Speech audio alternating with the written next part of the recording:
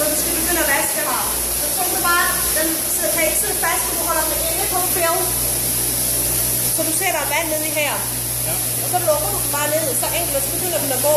Ja. Og den skal gå 3-4 gange, før den bliver varmt op. Det er en dampmaskine, eller så steamer, ikke en vaskemaskine. Okay, ja. Kan du se her, når jeg er færdig nu, tror jeg, den er ved at være færdig. Jeg ved ikke, om den skyller en gang til. For der, hvis der går nogle dage, før du brygger den, så går du bare sådan her. Tømmer ud i vandet. Okay. Og så åbner, ikke sandt, for nu er den færdig. Ja.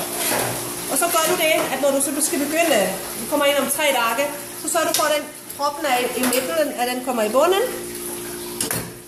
Og så lukker du. Ja. Og så trykker du på det. Ja. Så ser du her, det kommer.